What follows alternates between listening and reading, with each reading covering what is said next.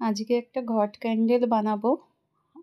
তো তার জন্য আমি এখানে একটা ঘট নিয়ে নিয়েছি। এবার যে কাস্টমার আমাকে বলেছে তিনি আবার বলেছেন একটু রং করে দিতে। আর আমি তো আঁকতে টাকতে কিছুই পারি না। তো এই দেখি একটু হলুদ রং করে নিলাম। 2টো ঘট অর্ডার করে দিয়েছে উনি। 2টো ঘট নেবে। তার মধ্যে একটু অরেঞ্জ কালার দিয়ে একটু এঁকে দিচ্ছি। আমি ছোটবেলা থেকে কোনোদিন আঁকা শিখিনি এবং আঁকতেও পারি না। যেটুকু পারছি এঁকে দিচ্ছি। জানি না কেমন হবে, তোমরাই জানিও।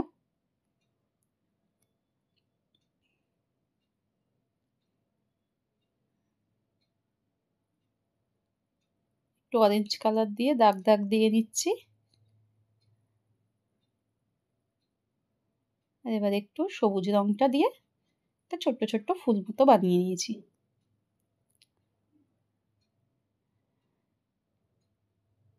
হাত কাঁপছিল কারণ আমি একদমই আঁকতে পারি না, আমি কোনোদিন আঁকিনি। দেখুন কেমন হয়েছে বলো তোমরা। এবার এটাকে আমি একটা সুন্দর ক্যান্ডেল বানাবো এই ঘট দুটো দিয়ে। কাস্টমার বলেছে আমার ঘটেরই ক্যান্ডেল চাই, ও সাজানোর জন্য নিয়ে যাবে। তো এখানে আমি ওয়াক্সটাকে গলিয়ে নিয়েছি, তার মধ্যে আমি লাল রং দিয়ে দিয়েছি আর একটু জেসমিন ফ্রেগনেন্স দিচ্ছি। ও চেয়েছিল স্যান্ডেলউডের গন্ধ, তো চন্দনের গন্ধটা আমার কাছে ছিল না, জুঁই গন্ধটাই আছে, তা জুঁই ফুলটা দিয়েই দিয়ে দিলাম।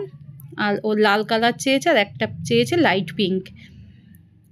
তো এখানে আমি উইক্সটা লাগিয়ে নিলাম ঘটের সঙ্গে। 2টো ঘটকে আমি রেডি করে নিচ্ছি।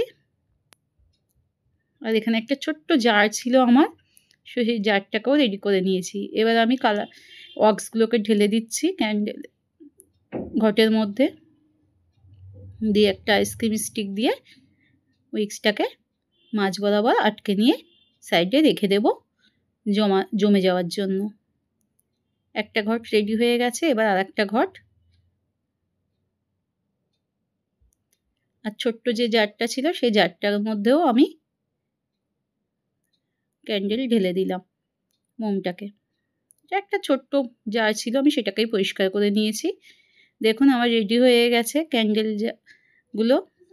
ঘট ক্যান্ডেল কেমন হয়েছে সবাই জানিও। যদি আমার চ্যানেলটি সাবস্ক্রাইব করা না থাকে তোমরা একটু চ্যানেলটি সাবস্ক্রাইব করে নিও, যাতে ভিডিও ছাড়ার সঙ্গে সঙ্গেই তোমার কাছে পৌঁছে যায়। আর একটা লাইক দিয়ে আমার পাশে থেকো।